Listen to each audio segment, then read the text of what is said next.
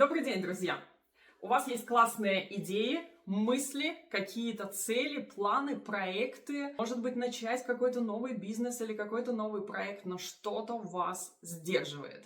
Как будто бы какая-то каменная стена, и вы никак не можете приступить, никак не можете сделать этот первый шаг. Откликается? Тогда это видео точно для вас. Я Кейт Фрай, философ-психолог и трансформационный ментор.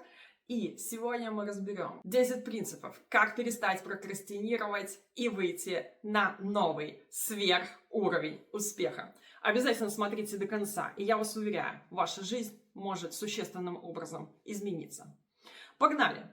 Я бы хотела с самого начала пойти в древность. Вы знаете, что древние философы часто сравнивали людей с какими-либо животными. И можно найти часто сравнения. Есть люди орлы, есть люди воробьи, есть люди орлы, есть люди утки. И мне, собственно, действительно очень откликается эта тема, потому что это так и есть. Всех людей можно разделить на две категории. Утки и ястребы или орлы, как вам больше нравится. И если мы посмотрим на поведение уток, людей-уток, как они поступают? Они обычно всегда в коллективе. В одиночестве их редко встретишь. Всегда с товарищами и всегда очень громко. Им всегда есть что обсудить. И зачастую они играют в эту игру, а мне хуже. Рассказывая, как у них не складывается, как у них не получается, какие у них серьезные обстоятельства, чтобы не получилось это, не выйти туда, не сделать это. То есть это такая вот замкнутая спираль, когда они поддерживают друг друга через вот это вот нескончаемое нытье. Вам знакомы такие люди? Мне такие люди встречаются достаточно часто. Вы приходите в какое-то учреждение, вам нужно какой-то решить вопрос, и хобана, перед вами утка. И она говорит: «О, сори, мы ничего не можем поделать. Извините, идите куда хотите». То есть это такой подход, что я не собираюсь тут вам помогать, не собираюсь брать ответственность, я вообще даже не собираюсь вникать в обстоятельства. И в принципе, сталкиваясь с подобной ситуацией, я уже знаю, окей, если мне попалась утка, то даже нечего дальше разговаривать, нужно идти и искать орла. Орлы же это обычно одиночки, это яркие лидеры, это харизматичные товарищи, которые точно знают, чего хотят, и очень твердыми шагами и шагают по этой жизни. И если вам попадается орел, то это человек, который говорит: да, есть ситуация, есть проблема, но всегда есть решение, и мы его найдем. И здесь есть ключевая разница между этими двумя категориями людей. И если я вам задам вопрос, как вы думаете, кто же из них более успешный? Кто же из них достигает более амбициозных целей? Кто из них выходит действительно на новые уровни жизни? Ответ очевиден. Это орлы. Вопрос, если вы зададите себе, а какой жизнью живете вы? Вы живете жизнью утки или жизнью орла? И, собственно, сегодня мы с вами будем разбирать этих 10 принципов. Как же пойти путем орла? Как двигаться к своим целям? Просто сверх темпами достигать своих целей, добиваться всегда своего. Итак, погнали.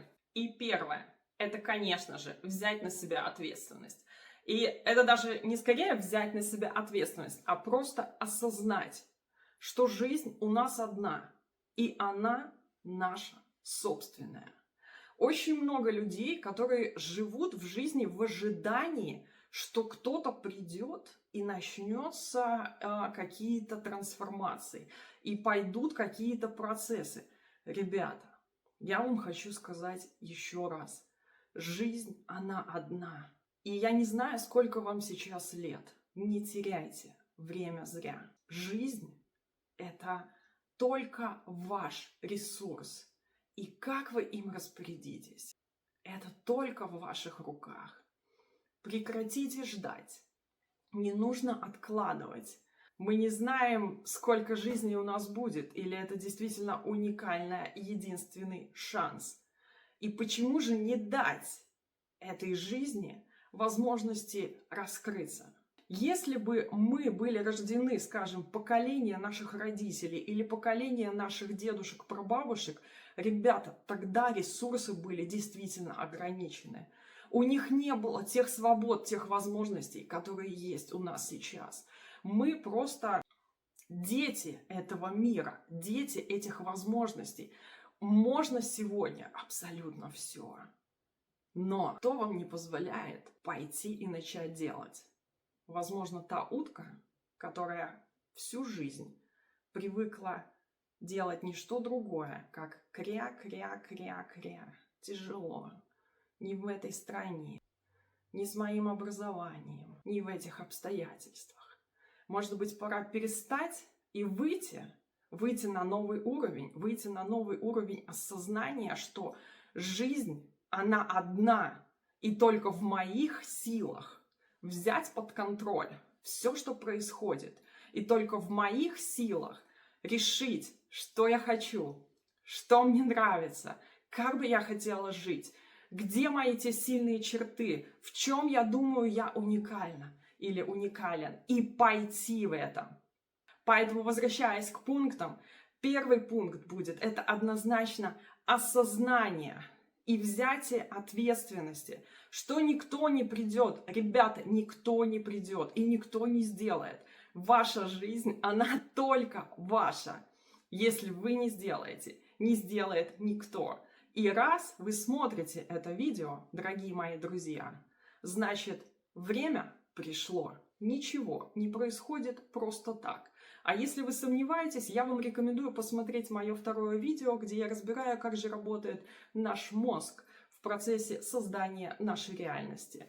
Ссылка в комментарии. Итак, поехали дальше. Ответственность мы взяли. А второй момент – осознать, куда же мы хотим идти. Имейте мечты. У многих людей они есть. Многие даже никогда в жизни не ставили себе ни цель, ни задач, ни мечт. И зачастую мало чего добивались. Очень интересное многогодовое исследование было проведено в Гарвардском университете в 1979 году, когда студентам было предложено составить цели на свою жизнь. И много лет спустя исследователи вернулись к тем студентам, и только 3% в принципе поставили себе цели. Но знаете, какие результаты? Что эти 3% зарабатывали в 10 раз больше, чем все остальные. Как вам такие результаты? Статистика, она работает всегда. То это видео наверняка будут просматривать люди, которые скажут, мы слышали это уже много раз, и ничего не сделают. И вы знаете, что будет? Ничего, никаких изменений не будет. Но если один человек, может быть 2, может быть 3, возьмет сейчас блокнот, остановит это видео, а может даже сохранит это видео и вернется к нему, когда нужно будет снова себя проработать, пропишет себе цели. Ребята, ваша жизнь изменится. Мечтайте, ставьте себе цели, не бойтесь мечтать, ставьте себе амбициозные цели. И один тот факт, что вы туда послали свою энергию, что вы заставили ваш мозг выключиться из этой рутины и пойти туда, в мечту, уже начнет трансформировать невероятные изменения в вашем мозгу. И в этом контексте я вам также рекомендую посмотреть мое видео, которое посвящено теме исполнения мечт, где я очень глубоко разбираю, какие внутренние механизмы мозга способствуют исполнению или неисполнению вашей мечты. Второе, что нам нужно делать для того, чтобы выходить на этот сверхуровень успеха. И здесь ключевой момент – это дисциплина. Ребят, очень многие упиваются иллюзией мотивации. Просматривают тонны роликов на ютубе, читают книги, смотрят там какие-то подкасты. Ребята, мотивация это костер, который в любом случае погаснет. А вот ваша дисциплина – это солнце, которое будет светить всегда. Поэтому, если вы хотите успеха, если вы хотите серьезных трансформаций, без дисциплины никуда. Поэтому ставьте себе цели, а потом разрабатывайте себе четкий сценарий, что вы будете делать. Даже если у вас в данный момент нету конкретного видения, а у многих оно есть, просто вы боялись туда смотреть. Планируйте. Я не знаю вашу ситуацию. Если вы сейчас абсолютно свободны, планируйте, что вы начнете с 8 часов в день. Садитесь за стол, пишите ваши цели, пишите ваши планы, разрабатывайте стратегию и начинайте делать первые шаги. Садитесь и делайте. Если вы пытаетесь построить что-то параллельно, значит планируйте, что каждый день 2 часа времени вы можете уделять себе. Мы просыпаемся, и в принципе с утра до вечера мы делаем это для кого-то. Мы идем работать на кого-то, мы там делаем что-то для кого-то. А сейчас вот это планирование, там 2 часа, 8 часов в день, вы это делаете для себя. И это должно стать вашим первостепенным фокусом. Это должно быть самым важным вашим приоритетом. Следующее. Это правило 24 часов. Проводились также многочисленные исследования, что если у человека зародилась идея, если даже он сел и прописал свои планы, цели на бумаге, если он себе поставил задачу, но если в течение 24 часов не был сделан реальный первый шаг, то вероятность успеха или вероятность дальнейшего движения, она нулевая.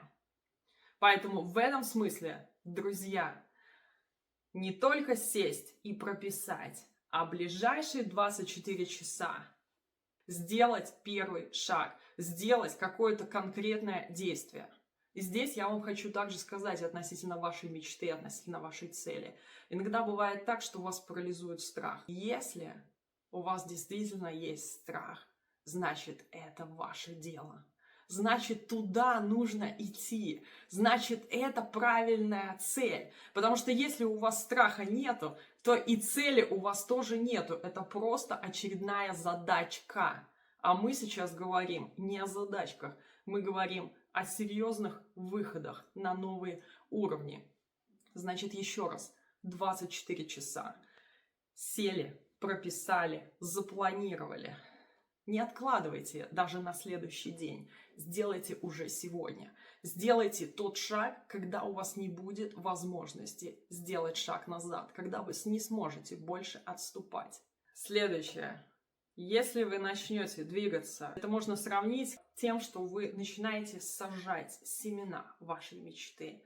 Но никто же, например, работая на своем участке, посадив семена, не начинает выкапывать землю и смотреть, пророс он или нет каждый день. А зачастую мы бываем очень часто нетерпеливы. И именно в этом нетерпении лежит причина, почему такое большое количество неудач. Ставьте себе задачу год. Я иду и делаю каждый день. Дисциплина. Каждый день. Потому что я знаю, это мое дело. Я делаю это для себя. Это моя жизнь. Это моя реализация. Это мой шанс. И он здесь и сейчас. Вы увидите плоды не сразу. Если мы посмотрим, как же идет линия успеха, она не прямая, она кривая. То есть у нас будут падения, у нас будут обвалы, у нас будет вот эти вот up and down. И вопрос здесь очень правильно. Нужно относиться к вашим спускам. Потому что любой упадок, любая неудача – это просто возможность для вас стать лучше. Это возможность осознать, что это маленькая корректировка. Потому что если вы пошли немножечко не в то направление, какая-то ошибка, какой-то упадок, какой-то спад – это сигнал о том, что нужно пересмотреть свою навигацию. Возможно, вы выбрали слишком долгий и обходной путь. Поэтому в этом смысле относитесь правильно к вашим ошибкам. Не дорисовывайте и не драматизируйте проблему. Вы все знаете историю Эдисона. 1000 неудач с лампочками. И что он сказал? Он сказал, я просто нашел 1000 путей, которые являются нерабочими. Вот и все. Поэтому относитесь к вашим спадам как возможности найти более легкий, более правильный и более эффективный путь. Следующее. Если вы хотите расти, расти быстро и грандиозно, инвестируйте в себя. Это феноменально, насколько люди сегодня живут в материальных ценностях. Мы просто потребляем все и вся вокруг, вместо того, чтобы инвестировать сюда. Инвестируйте в себя, инвестируйте нон-стоп. Кто-то из выдающихся однажды сказал, что 3-5% вашего дохода инвестируйте в себя, в ваше образование, посещайте курсы, учите языки, чувствуете, что вы не можете двинуться дальше, ищите себе ментора-наставника, чувствуете, что у вас есть какие-то проблемы, которые вас блокируют, идите к психологу. Вы просто поразитесь, какие невероятные двери и новые горизонты это начнет вам открывать. Следующий момент – это ваше окружение. Ребят, ваше окружение – это может быть плодородная почва, или это может быть зыбкое болото. И в этом плане я действительно хочу отдельно обратить ваше внимание, что наше окружение играет ключевую роль в нашем успехе. Кто-то сказал, что мы являемся средним арифметическим 5 ближайших людей, с которыми мы общаемся. Проанализируйте ваш круг общения. Есть люди, которого вашего уровня, но они позитивные, они позитивно настроены, и они верят в вас. Отлично. Но есть люди, которые не верят ни в себя и не верят в вас. Какими-то микрофразами, где-то каким-то микроповедением они тянут вас вниз. Задайте себе вопрос, нужны ли вам такие товарищи. И здесь нужно пересмотреть, где же ваша система приоритетов.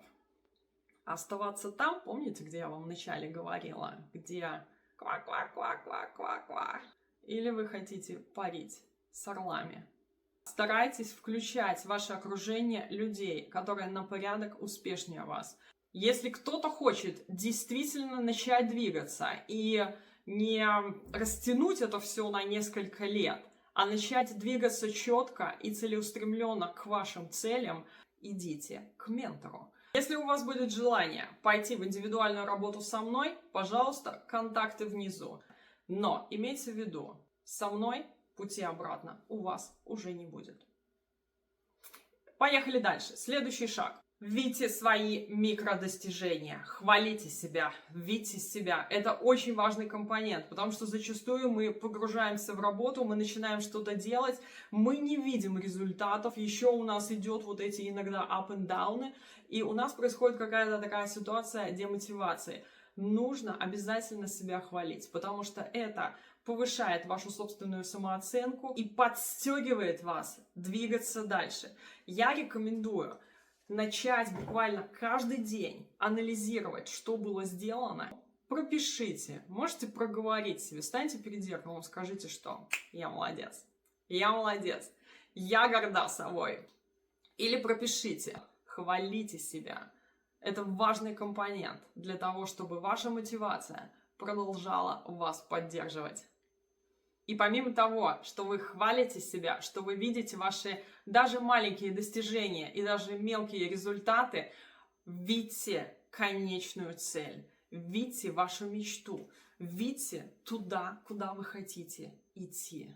Пересмотрите мое видео о том, как осуществляются мечты.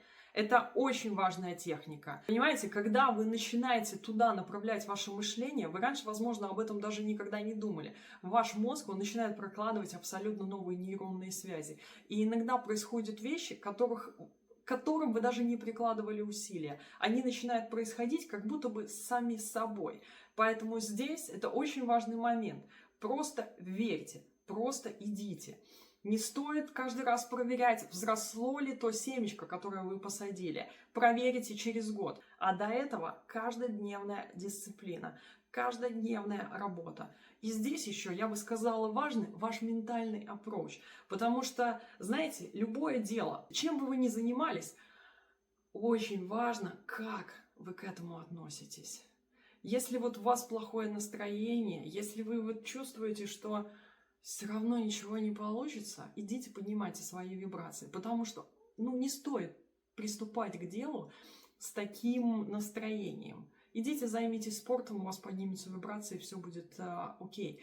Нужно подходить к любому проекту, который вы делаете, с огромным энтузиазмом, с огромной любовью. То есть это ваше детище. Вы сейчас работаете не на дядю, вы работаете на себя. И это должно вас мотивировать, и это должно вас радовать. И вы посадили это семечко, и дайте ему время, и направляйте туда вот эту вот просто вашу внутреннюю уверенность, вашу заботу и вашу каждодневную дисциплину. И оно вырастет в роскошное, красивейшее дерево.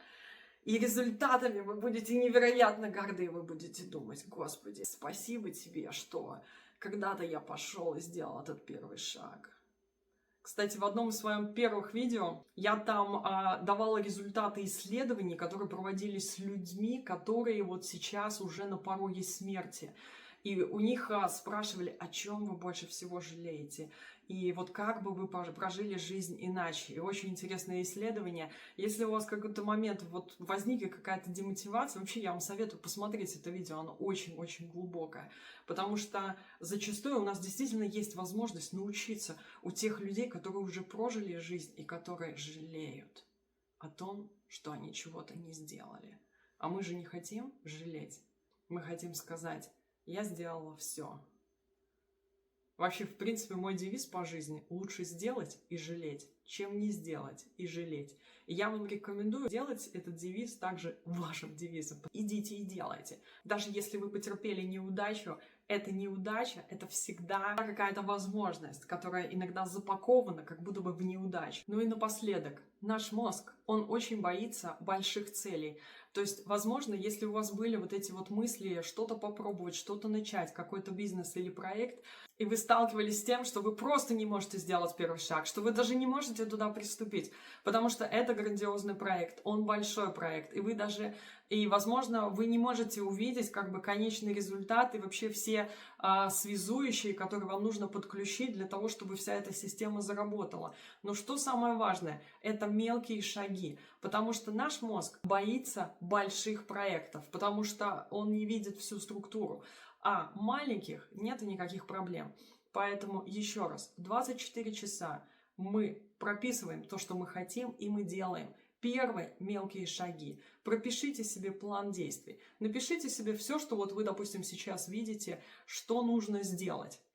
Большой список, 30, 20, 50, 100 пунктов. И потом обозначьте себе, окей, что вы сделаете уже завтра, что вы сделаете уже послезавтра. Ребята, если вдруг вы чувствуете, что 24 часа подходят к концу, и вы ничего не сделали, включите это видео заново. Время пришло, и это время сейчас.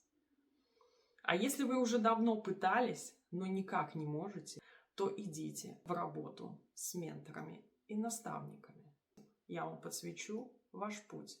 На этой лирической ноте будем заканчивать. Я вам желаю стать действительно орлом и парить высоко-высоко в вашей жизни, чтобы все утки смотрели наверх и думали: ох, это недосягаемая мечта. Ребята, берегите себя, огромного вам успеха, достижения ваших целей, реализации ваших мечт. Ставьте, пожалуйста, лайки, пишите комментарии. Это эквивалент, что вам где-то как-то это откликнулось и оказалось полезным. Я читаю каждый ваш комментарий, и это очень высоко ценю. Подписывайтесь, чтобы не пропустить новое видео, потому что здесь будет очень много горячей информации. Пока, обнимаю.